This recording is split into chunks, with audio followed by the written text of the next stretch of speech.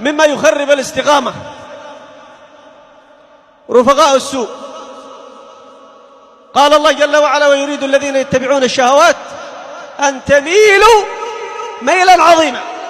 وكم رأينا من طلاب للحلقات ومن حفاظ للقرآن، بل وربما مؤذنا، بل ربما خطيبا،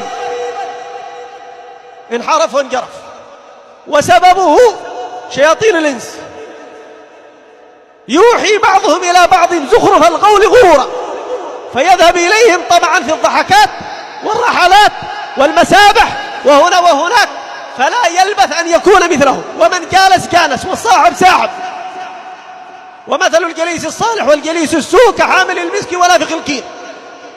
ولا تصحب أخا الفسق وإياك وإياه، فكم فاسق أردى مطيعا حين آخاه. وإذا سألت عن نفسك من أنت فسل من تجالس فأنت مثلهم. تريد تعرف قدرك فانظر من تجالس فإنك مثلهم.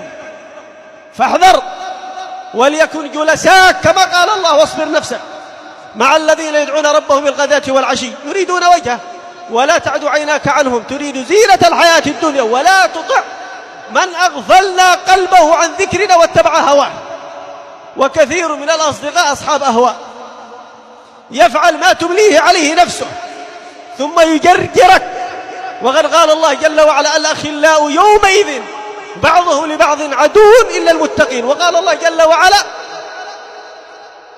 وهو يذكر الأصدقاء في سورة الفرقان: يا ليتني لم أتخذ فلانا خليلا لقد أضلني عن الذكر بعد إذ جاءني وكان الشيطان للإنسان خذولا.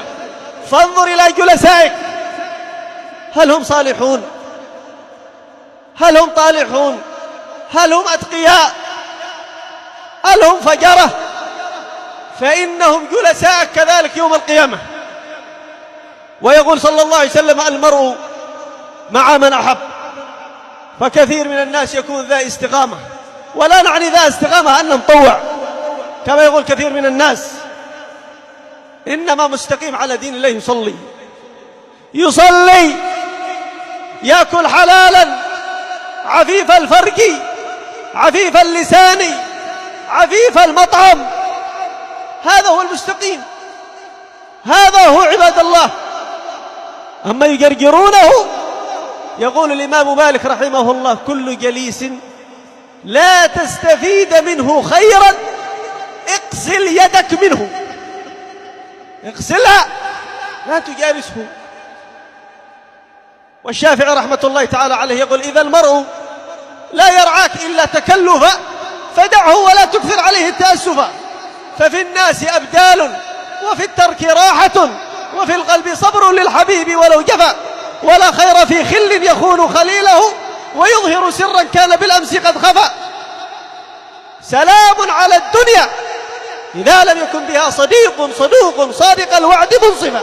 هذه شروط الصداقة: صديق صالح يدلك على الله، أما يغويك والعياذ بالله. ومن الذي أغوى أبا جهل؟ ومن الذي أغوى أبا طالب؟ إنما هم رفقاء السوء.